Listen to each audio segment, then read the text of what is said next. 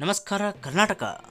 ಮಹಿಳೆಯರಿಗಾಗಿ bumper offer ಸರ್ಕಾರವು ಘೋಷಿಸಿದೆ ಮತ್ತು PF ಖಾತೆ ಹೊಂದಿದವರಿಗೆ ಇಲ್ಲಿದೆ ಒಂದು ಸಿಹಿ ಸುದ್ದಿ. ತಿಳಿಯಬೇಕೇ? ಹಾಗಿದ್ದರೆ ಈ ವಿಡಿಯೋವನ್ನು ಕೊನೆಯವರೆಗೂ ನೋಡಿ ಮತ್ತು ನಮ್ಮ ಚಾನಲನ್ನು ದಯವಿಟ್ಟು ಲೈಕ್ ಮಾಡಿ ಮತ್ತು ಶೇರ್ ಮಾಡಿ. ಈಗ ನಾವು ಡೀಟೇಲ್ ಆಗಿ ನೋಡೋಣ. ಮಹಿಳೆಯರಿಗಾಗಿ ಬಂಪರ್ ಆಫರ್ ಇದೆ.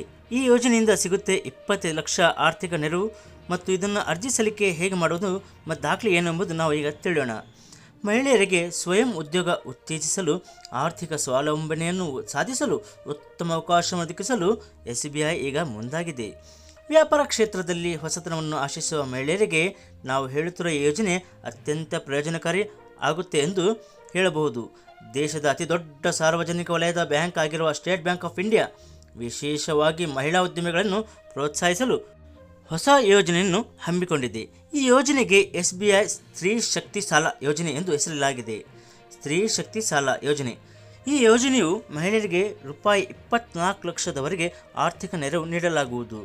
ನೀವು ಕೂಡ ಈ ಯೋಜನೆಯ ಲಾಭವನ್ನು ಪಡೆದುಕೊಳ್ಳಬಹುದು.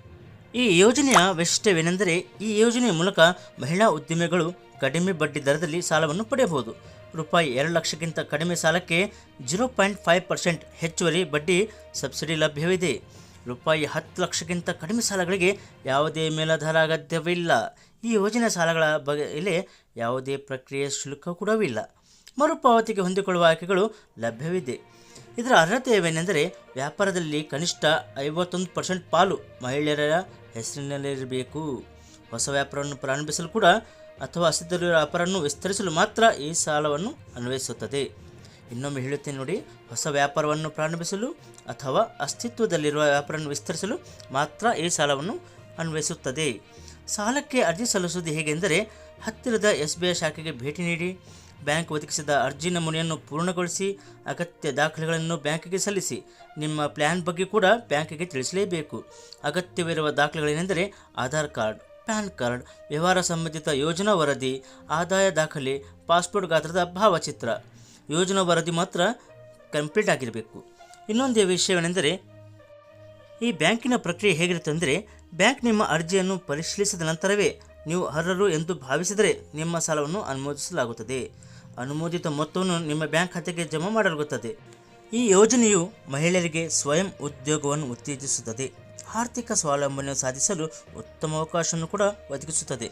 ವ್ಯಾಪಾರ ಕ್ಷೇತ್ರದಲ್ಲಿ ಹೊಸತನವನ್ನು ಆಶಿಸುವ ಮಹಿಳೆಯರಿಗೆ ಇದು ಅತ್ಯಂತ ಪ್ರಯೋಜನಕಾರಿ ಯೋಜನೆ ಎಂದು ನಾವು ಇಲ್ಲಿ ಹೇಳಬಹುದು. ಈಗ ಇನ್ನೊಂದು ಪ್ರಮುಖವಾದ ವಿಷಯವೇನೆಂದರೆ, PF ಖಾತೆ ಹೊಂದಿದವರಿಗೆ ಇಲ್ಲಿದೆ ಒಂದು ಸಿಹಿ ಸುದ್ದಿ. ಹೌದು, PF ಖಾತೆ ಹೊಂದಿದವರಿಗೆ ಒಂದು ಸಿಹಿ ಸುದ್ದಿ ಇದೆ. ಅದರ ಬಗ್ಗೆ ನಾವೀಗ ಡೀಟೇಲ್ ಆಗಿ ನೋಡೋಣ. ಈಗ 50,000 ರೂಪಾಯಿ ಪ್ರಯೋಜನ ಲಭ್ಯವಿದೆ. PF ಖಾತೆದಾರರಿಗೆ ಸರ್ಕಾರ ಸಿಹಿ ಸುದ್ದಿ ನೀಡಿದೆ.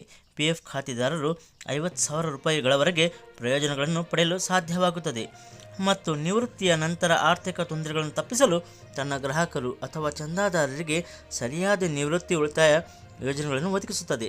ಇದರ ಅರ್ಥ ಏನೆಂದರೆ, ನೀವು ನಿಮ್ಮ PF ಖಾತೆಗೆ ನಿಯಮಿತವಾಗಿ ಕೊಡುಗೆಗಳನ್ನು ನೀಡಿದರೆ ನೀವು ಈ ಪ್ರಯೋಜನಕ್ಕೆ ಅರ್ಹರಾಗುತ್ತೀರಿ. ಆದಾಗ್ಯೂ ಈ ನಿಯಮದ ಅಡಿಯಲ್ಲಿ ಕೆಲವು ಷರತ್ತು ಕೂಡ ಇವೆ. ಸತತ 20 ವರ್ಷಗಳ ಕಾಲ ಒಂದೇ ಖಾತೆಯಲ್ಲಿ ದೇಣಿಗೆ ನೀಡಿದ ಗ್ರಾಹಕರು ಲಾಯಲ್ಟಿ ಲೈಫ್ ಬೆನಿಫಿಟ್ ಯೋಜನೆಗೆ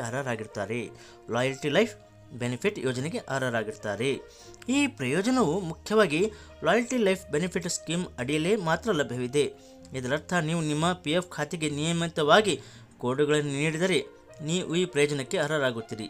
ನೀವು ಒಂದೇ PF ಖಾತೆಯಲ್ಲಿ ಕನಿಷ್ಠ 20 ವರ್ಷಗಳ ಕಾಲ ನಿರಂತರವಾಗಿ ಕೊಡುಗೆ ನೀಡುತ್ತಿರಬೇಕು. ಉದ್ಯೋಗ ಬದಲಾದರೂ ಕೊಡುಗೆ ನಿಮ್ಮ ಹಳೆಯ PF ಖಾತೆಯಲ್ಲಿ ಮುಂದುವರೆತಿರಬೇಕು. ನಿಮ್ಮ PF ಖಾತೆಗೆ ಲಾಗಿನ್ ಮಾಡಿ ಮತ್ತು ಈ ಯೋಜನೆಯ ಬಗ್ಗೆ ಹೆಚ್ಚಿನ ಮಾಹಿತಿಯನ್ನು ಪಡೆಯಿರಿ. ನಿಮಗೆ ಯಾವುದೇ ಸಂದೇಹಗಳಿದ್ದರೆ ನೀವು ಹತ್ತಿರದ EPF ಕಚೇರಿಯನ್ನು ಸಂಪರ್ಕಿಸಬಹುದು. ಭವಿಷ್ಯದಲ್ಲಿ ಯಾವುದೇ ತುರ್ತು ಅಗತ್ಯವಿದ್ದರೆ ಈ ನಿಧಿ ನಿಮಗೆ ಬಹಳ ಉಪಯುಕ್ತವಾಗುತ್ತದೆ. ನಮ್ಮ ಈ ವಿಡಿಯೋ ಇಷ್ಟವಾದಲ್ಲಿ ದಯವಿಟ್ಟು ಲೈಕ್ ಮಾಡಿ ಮತ್ತು ಸಬ್ಸ್ಕ್ರೈಬ್ ಮಾಡಿ.